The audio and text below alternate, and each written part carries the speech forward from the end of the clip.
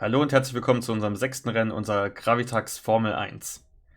Heute sind wir in Spanien. Wir fahren genau 16 Runden. Als allererstes startet Ferrari, dann Mercedes, Lotus und dann kommt Red Bull. Aber gucken wir uns zuerst mal die Strecke an.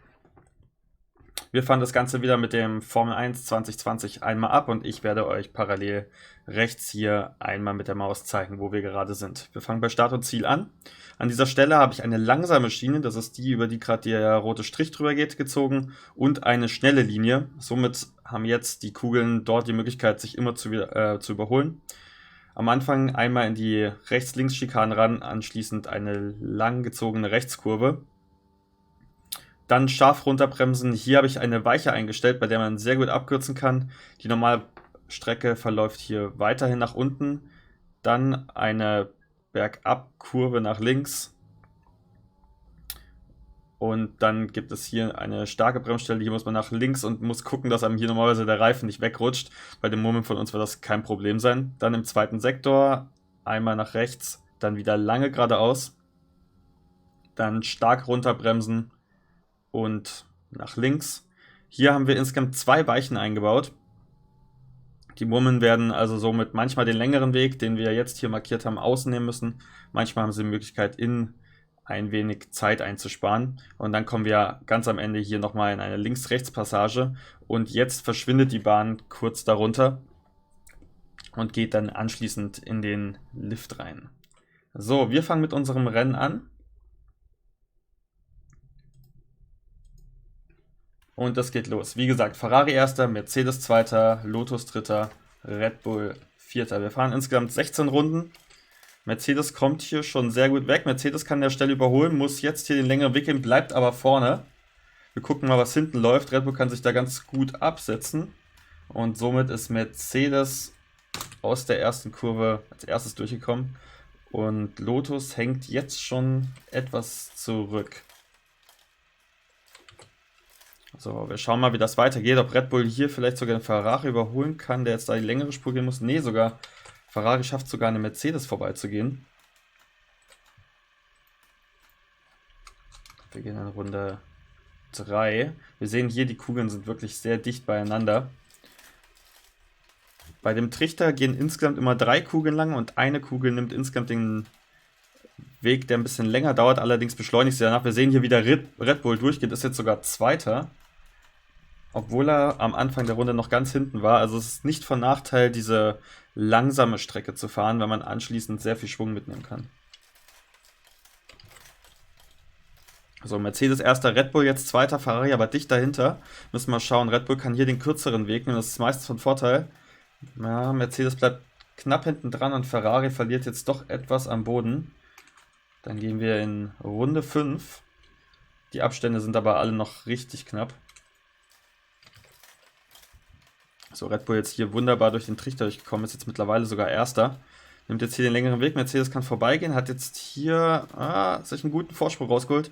Auch Ferrari kann sich wieder nach vorne absetzen und Lotus hängt jetzt auf dem letzten Platz etwas zurück.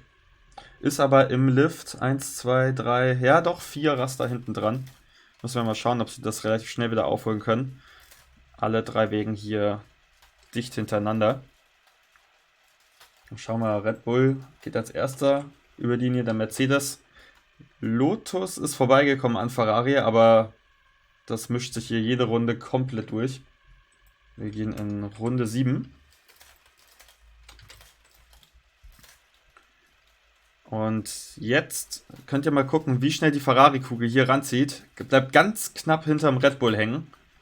Wird damit Dritter werden. Und wir haben die Hälfte fast geschafft. Alle Kugeln sind hintereinander im Lift. Mercedes ist die einzige Kugel, beziehungsweise der einzige Formel 1-Wagen, der bisher immer vorne irgendwo mitgespielt hat. Das könnte sich jetzt aber schnell ändern. Jetzt nur noch auf Platz 3, muss jetzt den langen Weg gehen. Und bleibt allerdings vor Ferrari, jetzt auf dem 3. Platz. Und ich habe festgestellt, dass es manchmal gar nicht so verkehrt ist, die 2. oder 4. Kugel zu sein. Ist mir jetzt so aufgefallen. Ja, jetzt Mercedes ganz knapp hinter der Red Bull-Kugel.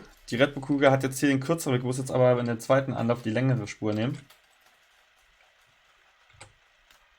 Und Mercedes ist, wie ich vorhin gesagt habe, jetzt letzter. Somit war jetzt jede einzelne Kugel mindestens einmal ganz hinten.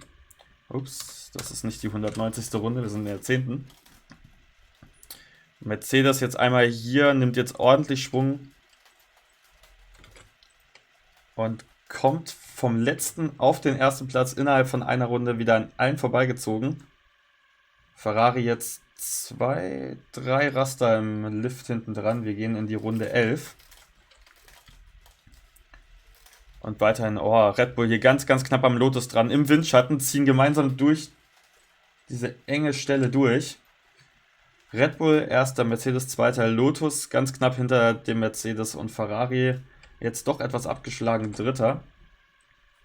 Und wir haben 2/3 des Rennens geschafft, gehen jetzt in Runde 12. Lotus bleibt weiterhin ganz, ganz dicht am Mercedes dran.